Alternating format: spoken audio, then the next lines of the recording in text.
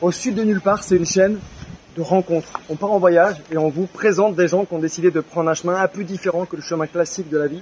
En tout cas, ils ont trouvé leur propre voie. Et en général, quand tu côtoies ce genre de personnes, franchement, tu t'en rends compte très vite parce qu'elles sont solaires. Les deux personnes que je vais vous présenter aujourd'hui, Mel et Karine, elles brillent de mille feux. Déjà par leur réussite professionnelle, parce que ce qu'elles ont réalisé, c'est juste sublimissime. Et également parce qu'elles sont plein d'accord avec elles-mêmes. Et franchement, ça fait du bien. Si j'étais vous, cet épisode-là, moi, franchement, je le rate pas. Et en tout cas, moi, ce que je vais faire, c'est que je vais le regarder encore une fois. Allez, à plus.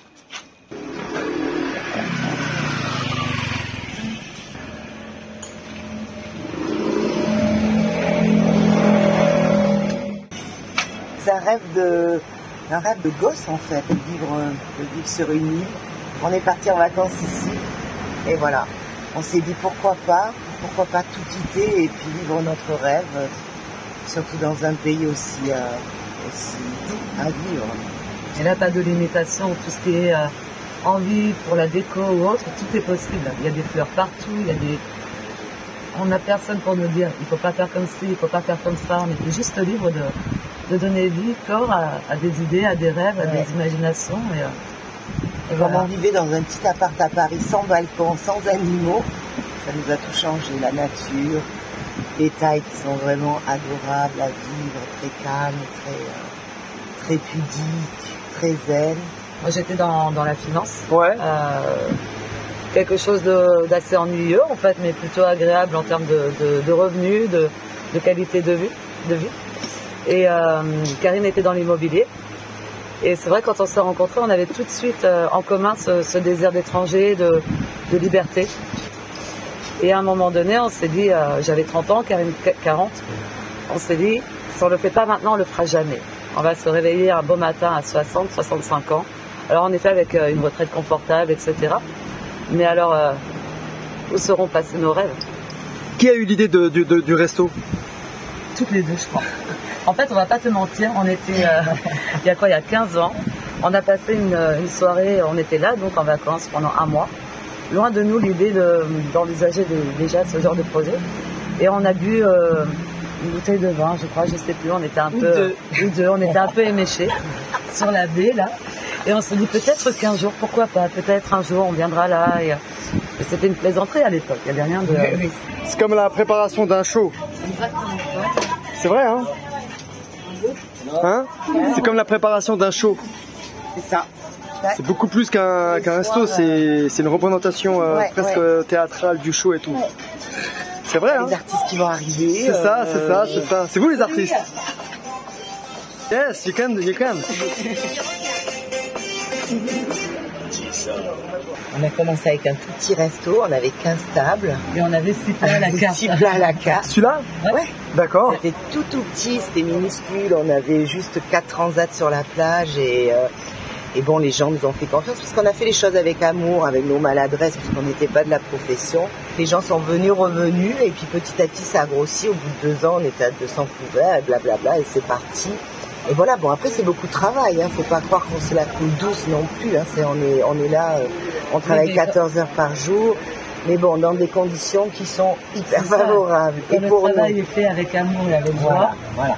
Il n'y a plus la notion de travail, en tout cas beaucoup moins. C'est une notion de joie, de bonheur, de liberté. Et même en effet, parfois c'est dur, il est vrai, on va pas mentir, mais quand c'est dans un cadre comme celui-ci et dans la mise en place d'un rêve, c'est quand même beaucoup plus léger. Ouais. De vivre son rêve, c'est un bel aboutissement. Tu peux m'expliquer en fait le rituel de votre journée en fait par rapport au restaurant? Alors c'est quoi l'organisation? Vous ouvrez le soir, seulement le soir? On ouvre le soir à partir de 17h jusqu'à minuit. Le matin, Mel s'occupe un peu de la cuisine, enfin un peu pendant 2 heures. Le réassort, etc. parce qu'il faut toujours garder un œil ici, là-dessus. Moi, je m'occupe de tout ce qui est comptabilité, côté un peu bungalow, accueil des gens, etc. Et après, on s'octroie une pause entre 11h30 et 4h. Voilà. 4h, douche, blabla, et 5h, on est au resto. On essaie de faire un peu de yoga, d'exercice. Évidemment, on a la mer en face, donc on traverse. On va se baigner, on va promener nos chiens. Enfin, on prend le scooter, écoute, on va se balader. Des plaisirs simples, en fait. On s'était donné 3 couleurs. Le noir, le crème, le rouge. Et les plantes, pourquoi? Parce que dans cet appartement à Paris, sans balcon, sans rien, on a toujours eu la frustration de ne pas avoir de plantes, de ne pas avoir de fleurs, etc. Et puis après les peintures, on aime beaucoup la peinture, on aime la photographie, on aime tout ça. Et ce côté féminin qu'on a voulu apporter aussi avec Coco Chanel, avec des choses, certaines références. Et on s'est dit autant passer du temps dans un endroit où on se sent bien. Bien sûr. Beau pour la vue, doux pour les oreilles et les odeurs aussi. On le sent pas à la caméra, mais il y a des odeurs, on essaie de travailler aussi là-dessus. Mais c'est purement égoïste en fait. Et la musique, Mel est passionnée de musique depuis tout le temps. Elle a créé une playlist extraordinaire que tout le monde demande d'ailleurs. Ah ouais. Donc ça fait une ambiance également, tu as la musique, tu as on a essayé de mettre un petit peu tous les sens en éveil. Tous les soirs des spectacles avec des artistes incroyables. On a des danseurs professionnels, ballerines, cabaret show. On a 2 cabarets shows par semaine. On a une danseuse thaï qui vient du continent chaque semaine, tous les samedis, qui fait un spectacle traditionnel absolument incroyable. On a 2 équipes de fire show. Voilà, on a une danseuse ukrainienne, une danseuse russe, une chanteuse estonienne, une chanteuse de jazz qui nous suit depuis 7 ans.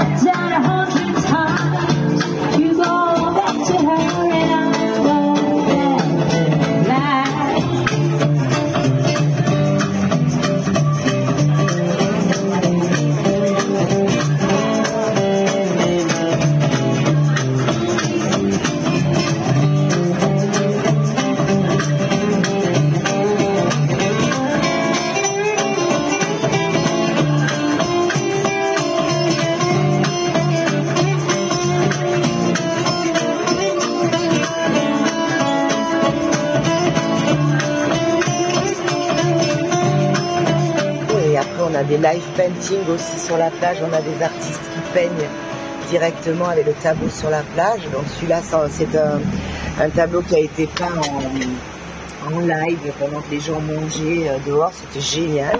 Et dans la mesure du possible, on essaye de prendre à Kopangan, comme les fleurs, on a notre fleuriste qui travaille ici, que l'on connaît depuis 12 ans, on essaye vraiment de faire travailler les tailles ici de l'île et vraiment d'apporter ce soutien au jour le jour aux commerçants de Kopangan. Il y a des artistes locaux et voilà. J'ai vu qu'il y avait plein de gens que vous connaissez hyper bien, vous semblez les connaître depuis des années et tout, il y a une super relation entre vous et pour la plupart des clients. Donc c'est quoi en règle générale les clients? Après, pour être honnête, même s'ils reviennent après la 2e fois, même nous on est assez surprise, après 1 fois ou 2, les gens vont partir et nous prendre dans les bras. Donc évidemment quand tu étais là, tu as vu en fait ce genre de scène. Mais pour 50% d'entre eux, on les connaît même pas en fait. On reçoit plein d'amour parce que les gens sont touchés, ils sont dans ce lieu, ils sont bien, ils sont en vacances, ils sont touchés par l'atmosphère. C'est vrai qu'on a une clientèle très éclectique, très métissée. Et les gens régulièrement, qu'on voit pour la première fois, souvent ils partent en nous prenant dans les bras. Mais merci, on a passé un moment extraordinaire. On a été loin de tout, on a tout oublié. Là, c'était vraiment une soirée suspendue. Et voilà, et du coup, tu vois, ça me met la chair parce que c'est régulier. Voilà. Moi, je suis ultra sensible, moi, attention. Hein. Et il n'y a pas la clim, hein, donc là, on peut moi, je suis ultra sensible. Ah ouais. Le staff, en fait, j'ai vu qu'il y avait une super complicité entre le staff et vous. Ouais. Vous avez combien de personnes qui travaillent avec vous? Là, on est à 27. Alors, on a une cuisinière taille qui nous accompagne depuis 9 ans maintenant, quasiment toute l'équipe est avec nous depuis le début. Ouais. Et on a une mixité entre des birmans et des thaïs. Et voilà, et c'est vrai que nous, la priorité, on peut avoir des gens très compétents. S'il n'y a pas ce truc entre nous, cette complicité, on ne peut pas travailler. Donc ça va être le critère, cet esprit d'équipe, l'amusement. On est là pour s'amuser en fait. Même si des fois c'est dur, si on prend plaisir, mais voilà, on a tout gagné en fait. Bien sûr. Donc on est dur en effet, hein, mais il y a ce retour où on travaille comme eux, on met les genoux à terre pour prendre les commandes comme eux, on débarrasse comme eux. Et on essaie vraiment d'instaurer ce niveau à égalité en fait. Et voilà, et ce qui fait qu'il y a très peu de turnover en fait. Et on fait les congés payés 3 mois dans l'année aussi. Parce que quand ils sont là, ils travaillent aussi énormément. Donc on essaye de faire au mieux. On n'a pas d'enfant, hein. L'alcool, c'est notre enfant, c'est notre bébé. Donc, c'est le bébé. Le bébé qui pleure, qui aime, il n'y a même pas une question d'argent en fait. Quand on est arrivé là, ça coûtait rien. Personne ne voulait être là. C'était vraiment les tout débuts. On a mis une petite somme d'argent que beaucoup de personnes étaient en mesure de mettre sur la table. C'était même pas un investissement ou c'était juste une petite mise de départ. Et c'est vrai qu'à partir de ça, en fait, le champ du possible est énorme, énorme. Il faut arrêter de s'auto-limiter par des peurs que l'on crée, etc. Tout est possible. Si on fait les choses avec amour, voilà. Je crois que nous, tu vois, voilà, on a trouvé... on est rentré dans la restauration, ce qui n'est absolument pas notre boulot. Même moi, à l'heure actuelle, je ne sais toujours pas faire cuire un œuf, il faut le dire. Hein, alors qu'on est à 400 couverts soir. Mais après, il ne faut pas oublier aussi, je pense, un point. Ça fait peur aussi. Quand on prend ce genre de décision, il y a quand même une certaine peur. On sait ce que l'on perd, mais on ne sait pas forcément ce que l'on va gagner. Donc, et avec du recul, ces peurs sont vraiment minimes en fait. C'est pas grand-chose. C'est juste la peur de perdre certaines petites choses qui en définitive ne sont pas essentielles au bonheur. Ce qu'il faut retenir, c'est que il n'y a pas que nous en fait, il y en a plein des parcours comme ça, il y en a plein, sauf qu'on ne communique pas trop, certainement aussi en Europe, sur des choix ou des chemins de vie un peu différents. Peut-être qu'on évite de trop en parler, mais en fait le champ du possible est énorme. Et si vous avez des envies, s'il y a quoi que ce soit, il faut le faire, il faut y aller, il faut oublier toutes ces cases dans lesquelles on veut nous mettre en Europe. Sortez des cases. Ouais, sortez des cases. Vous bloquez pas si vous parlez pas anglais. Je suis arrivée à 40 ans, je parlais pas un mot d'anglais, enfin 3. Et j'ai appris et ça s'est bien passé. Donc, et tout est possible en fait. Si on a l'amour, là on dit ça passe. Et puis si ça passe pas, ben c'est pas grave en fait. C'est pas grave. Non. Merci Pascal. Génial les filles, franchement vous êtes magnifiques.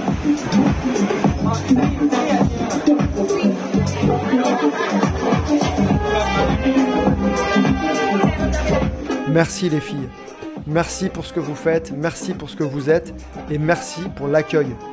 J'ai débarqué un peu par hasard et vous m'avez reçu comme un prince. J'ai adoré ce moment passé ensemble. Vendredi prochain, on va prendre quelques risques et on va aller retrouver Danny. Il a créé une école de kitesurf sur Copenhague. Franchement, ça déchire.